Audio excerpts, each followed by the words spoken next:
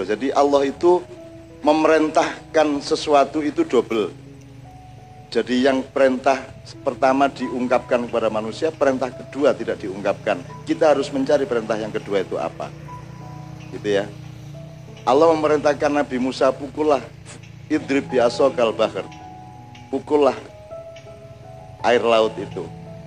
Tapi tidak dikemukakan oleh Allah di Al-Quran, wahai air laut membelahlah. Itu tidak ada.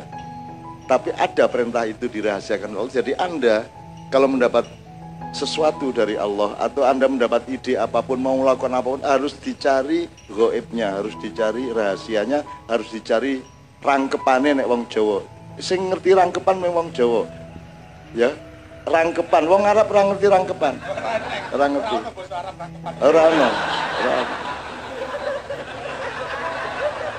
Jadi wong Jawa ki ngerti nek sekti disebut rangkepane oke gitu ya, nyawone double itu di rangkepan. Jadi kata rangkepan itu satu fenomena pengetahuan mengenai alimul ghaibi wasyahadah sebenarnya. Jadi sama dengan tadi inna ma'al usri yusra, itu yusronya harus engkau ungkap, harus engkau.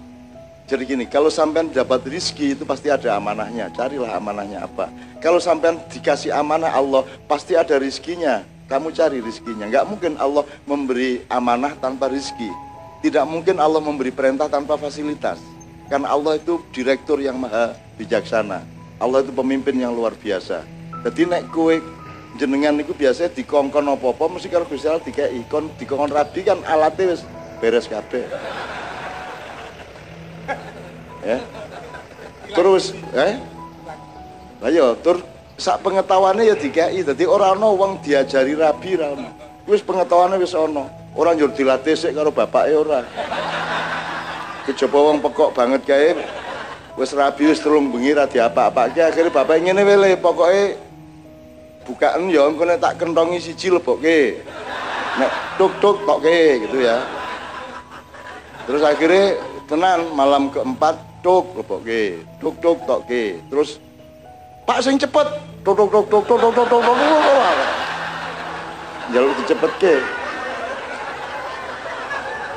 Aku ngene-ngene iki ya ngarang terakhir mendadak ngene ae ya ora tau krungu ngene ini pokoknya ngarang mendadak ngono kuwi.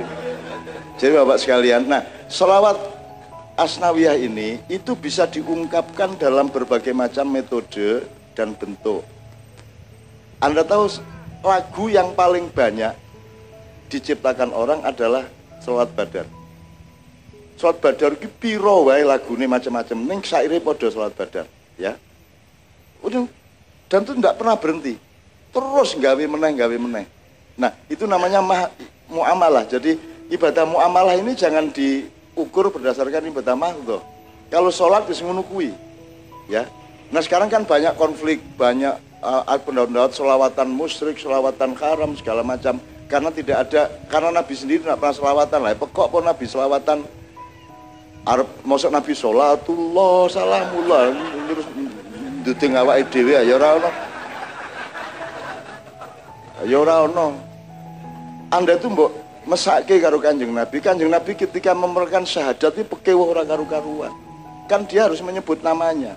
Dia menyebut asyhadu alla ilaha illallah, terus wa asyhadu anna Muhammad. Ora penak to jane.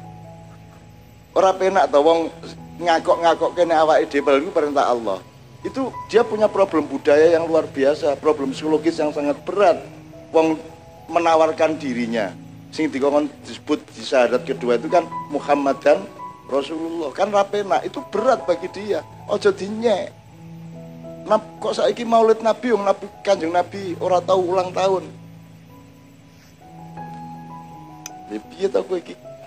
Kanjeng Nabi ya ora mungkin ngongkon kowe ulang tahun iki. Kene sing kudu ngerti nek jan kowe tresno ki iling-ilingen kan gitu. Jadi orang-orang kok wong arep medaya terus pesen anu ya bleke pitik ya ora ono. Tuan rumahnya sing pekewo akhirnya bleke pitik itu urusan tuan rumahnya.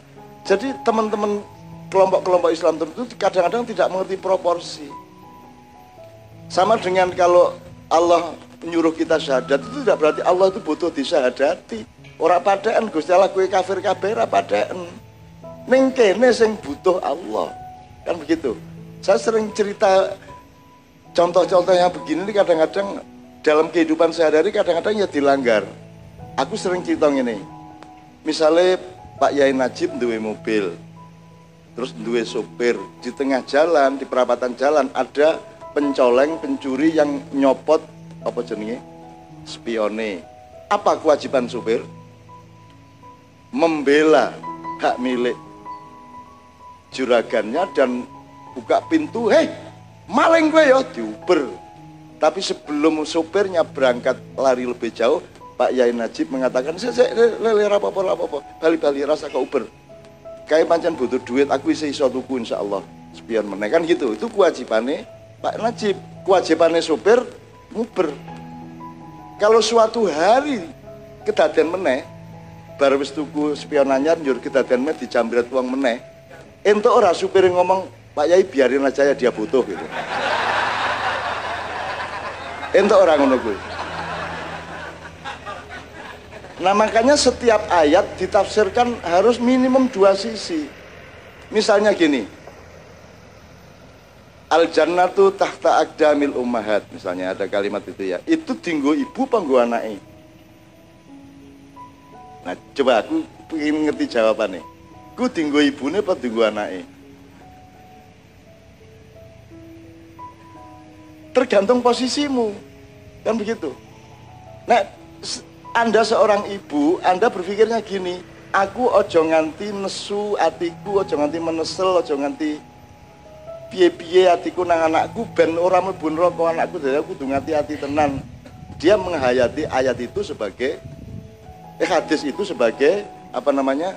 Kepentingan anaknya. Tapi kalau anaknya dia berpikir terbalik, aku aja nganti nglarani ibu supaya aku ranjur mlebu neraka, kan begitu. Jadi ayat itu berlaku kedua-duanya. Dan itu banyak sekali ayat yang seperti bahwa sekarang termasuk sholawat. Wis ben baik dari Habib Anis, ben baik semua dengan aspirasinya. Mudah-mudahan Allah akan memberi hidayah kepada semuanya supaya tahu bahwa sholawat ini bukan hanya urusan nyanyi, bukan hanya urusan melantunkan apa namanya syair-syair. Ini urusannya keselamatan bangsa dan umat Islam. Karena tidak bisa ada manajemen dan ilmu apapun pada umat Islam hari ini untuk menyelamatkan umat Islam di dunia. Tidak ada. Dan tidak pernah ada ijtihad yang berkembang di abad-abad terakhir. Dan ilmunya orang Islam tidak berkembang secara Islam. Intelektual Islam tidak merupakan kontinuasi dari ilmu-ilmu Islam. Mereka adalah adaptor dari Barat. Mereka mengadopsi dari Barat. Bahkan suatu hari Pak Nurholis Majid, Anda tahu intelektual nomor 1 Islam, mengatakan bahwa Al-Quran itu substansi, maka untuk memahaminya, substansi itu inti-inti masalah, inti-inti ilmunya. Maka untuk memahami inti-inti ilmu Islam itu kita harus menggunakan metodologi Barat. Jadi untuk memahami Islam, Anda harus pakai ilmu Barat. Saya membantah, tapi karena yang terkenal Cak Nur, saya tidak diperhatikan. Cak Nur enggak, menurut saya Al-Quran itu justru yang utama metodologi. Caramu ndelok urip iki cara Al-Quran, caramu nyembuhke loromu cara Al-Quran, caramu memanage negara cara Al-Quran. Jadi Al-Quran lebih merupakan metodologi daripada substansi. Karena substansinya Quran cuma sedikit. Karena menurut Allah ayat itu ada di fi anfusikum wa fil afaq. Kowe kuwi ayate Allah. Jantungmu, getihmu, sarafmu itu ayat Allah semuanya. Metabolisme badan kita itu ayat Allah. Dan alam semesta ini ayat Allah. Bumi, bulan, angin, gunung itu ayat Allah semua. Jadi substansinya justru tidak hanya ada di Quran, melainkan ada di alam semesta. Saya kira nek kowe mengandalkan Quran mesake to Bapak Kanjeng Nabi. Bapak Kanjeng Nabi kafir apa muslim? Mas. Ayo piye kowe? Bapak Kanjeng Nabi tahu sembahyang ora? Berarti Bapak Kanjeng Nabi nikah cara Islam ora mbiyen. Jadi Kanjeng Nabi anak jatah apa dudu? Ayo nek diteruske kowe ngelu dhewe lho kowe. Dadi aja rumangsamu Islam itu kedaden setelah ada Al-Qur'an. Islam itu diciptakan Allah sejak sebelum menciptakan Nabi Adam. kemudian diajarkan wa 'allama Adamal asma'a kullaha tsumma 'aradahum 'alal malaikah. Itu dimulai semester pertama, hari pertama Islam diajarkan kepada Adam. Sudah ada Islam sebelumnya, sudah tertulis di Lauhil Mahfuz. Kan begitu. Aja njur rumangsamu nek Islam kuwi dimulai Quran, dadi kaya-kaya Nabi Adam biyen dibuang nang bumi karo gembol Quran ngono ora.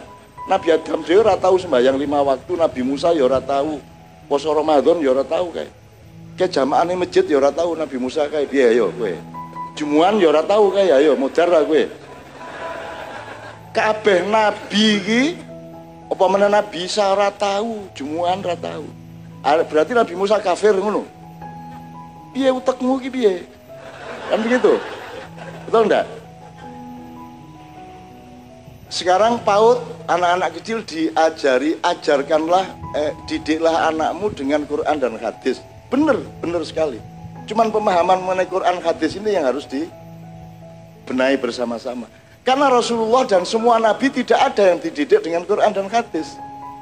Kalau yang disebut Quran adalah mushaf yang Anda kenal itu. Tapi kalau Quran esensinya, inti ajarannya, nilai-nilai dasarnya sudah ada sejak sebelum Nabi Adam. Jadi Nabi Adam juga diajari dengan Al-Quran oleh Allah langsung. Dan nabi-nabi berikutnya juga diajari oleh Allah dengan Al-Quran. Cuman belum berupa mushaf yang Anda tulis, yang Anda baca dengan murotal atau kiroah itu. Ngerti nggih Bapak sekalian?